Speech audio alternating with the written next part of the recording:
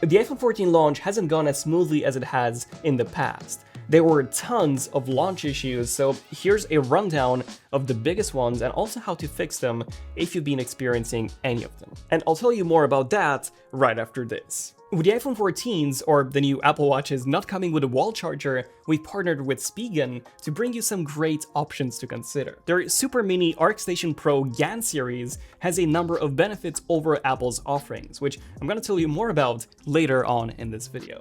And now, back to the video. Number one, the bricking issue. So this happens after you restore from an iCloud backup, or you directly transfer your data from your old iPhone to the iPhone 14. And essentially what happens is that the display goes black and you won't be able to do anything. Like even if you press the volume buttons, the phone would be technically dead. So this actually happened to both myself on my own 14 Pro and Connor from my team on his own 14 Pro. So we both had the same issue. And in my case, when I was tapping on the screen, I could actually feel haptic response, but no matter what else I did, my phone was still unresponsive. And I waited for like 20 minutes or so, and it was still the same. Now, there is actually a fix for this, which is holding the power and one of the volume buttons until you get the Apple logo to appear. Now, if this doesn't work, simply follow this tutorial from Apple's website. Now, another way to avoid this is to simply set up your iPhone as a brand new device, then go to software updates, and you'll see an update to iOS 16. Obviously, this is just a fix. You already have iOS 16 installed, so install that, then restore, and then transfer from a backup once again. Apple did release a statement that they are looking into this, but there you go. At the moment, these are the two fixes for this issue. Okay, and number two, we probably have the biggest issue from this list, which is that camera shake. So in apps such as Instagram, Snapchat, and TikTok, when you're using the camera to shoot content, it will cause the optical image stabilization on the main sensor to go haywire. It will basically start shaking like crazy, and it would also make this very loud noise. So this could theoretically damage your camera permanently, although Apple says that it won't, so you don't need to go in and get a repair. But I don't know, from the looks of it, this sounds very concerning. Right now, there is no fix for this, so Apple is looking into one, and they will be releasing an update, which should come out next week.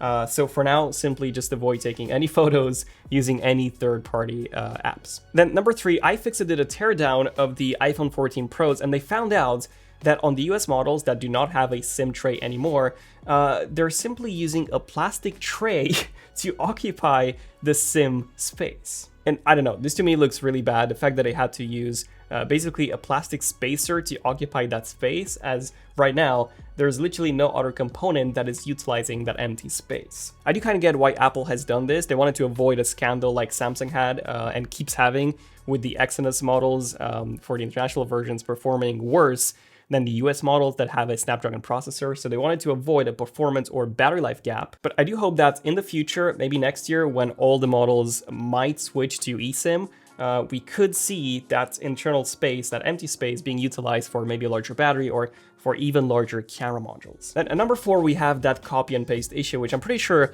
all of you have been noticing, even on non-iPhone 14 models, as this is an iOS 16 issue. Essentially, you would constantly get these prompts to allow copy and pasting whenever you're pasting into a third-party app, even if you had already copied and pasted to the same app seconds ago. Apple released a statement saying that they are aware of this issue and that they are working on a fix. So onto those Spigen GaN chargers that I mentioned earlier, let's run down the benefits that they offer over Apple's options. First of all, Spigen's options are considerably smaller, around 40% smaller in fact. Secondly, they offer much more power.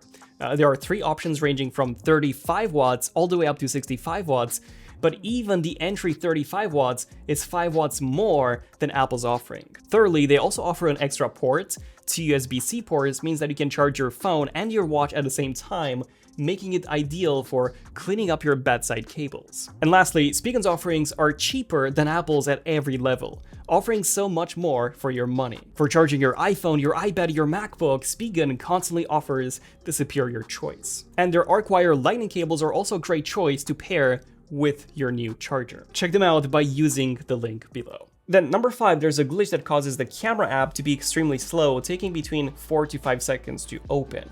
Now, I haven't personally had this issue at all, but apparently some users, quite a lot of them, have. Speaking of issues that I've had, I want to talk about the battery life for a bit. So a lot of users, a lot of them have reported poor battery life on the iPhone 14 Pro models, and I gotta say, I have actually experienced this too. So compared to my iPhone 13 Pro at launch, the battery life is considerably worse. With this, I could get up to 1.5 days of battery life, which was really awesome. However, with a 14 Pro, I can get almost an entire day, not quite, almost. Of course, that I do have the always on display turned on, which does consume a bit more battery. And I also have the haptic feedback keyboard enabled, which by the way is awesome. You have to enable it in iOS 16. And speaking of that, Apple has actually written a support document saying that the haptic keyboard can indeed affect the battery life, which, you know, that's an expected behavior, but yeah, you should be aware of this. There's also an issue when it comes to airdropping to contacts. I haven't experienced this myself, but this has also been reported. And then another issue seems to be making phone calls when using CarPlay. Apparently your voice would be very quiet to the person that you're calling. And then number 10, this is more of like an Apple issue, not necessarily an iPhone 14 issue. The dynamic island is already being actively copied. So Realme has actually posted a post asking users to try to replicate the dynamic island, essentially, to send them materials so that the developers could actually create something similar. So this makes me wonder, isn't the dynamic island something that Apple has patented? Do let me know in the comments what you guys know about this and how patenting actually works when it comes to software. But luckily, I do have some good news. The battery indicator is fixed. So I actually tweeted about this and my tweet went viral. It had over 2 million impressions and I honestly wasn't expecting that. So the issue is that the battery indicator will always show a full battery icon, even when it is at like 65, 40%, whatever. But then when it drops to 20%, that's when it would show as 20% full. So there's essentially no progression between 20% and 100%. And what's even worse is that Apple now has 3 different battery indicators. The new design, the old design, which appears in the control center, and then another new design, which appears when you're charging in the dynamic island. I have no clue how this made it past quality control. Like, Apple has 154,000 employees, and no one actually noticed this or even cared to fix it. Luckily, some real UX designers on Twitter recommended some fixes. Option C would have looked best in my opinion. Apple actually decided to fix this using option A in iOS 16.1 beta 2, so this has actually been fixed in the latest developer beta. Also, we've seen a report that we do get faster 5G speeds now. This is thanks to that new 5G modem that I was talking about in the Leaks and Rumors episodes, and I can confirm that in my area, I have received the fastest speeds yet. Some more good news, the iPhone 14s, the regular models, are more repairable now, and that's because you can now independently remove the back, which was not possible before. As before, you had to remove the screen first and then every single component to get to the back and replace it. That is no longer the case. And in terms of sales, apparently the iPhone 14 Pro Max has been selling the best, then the iPhone 14 Pro, then the iPhone 14, and then lastly the iPhone 14 Plus. And because of this, Apple has decided to increase the production for the iPhone 14 Pro models. Oh, and interesting enough, apparently the iPhone 14 Max has sold worse than the iPhone 13 Mini, which, you know, they discontinued because of poor sales. But yeah, don't forget to check out our iPhone 14 Pro versus 13 Pro camera comparison that we uploaded yesterday, and then stay tuned for more iPhone 14 content, including content on the Apple Watch Ultra and the AirPods Pro 2, which we're getting this Friday. So yeah, I'm Daniel, thank you for watching, this has been ZONEofTECH, and I'll see you guys in the next one. ZONEofTECH, signing out. Cheers.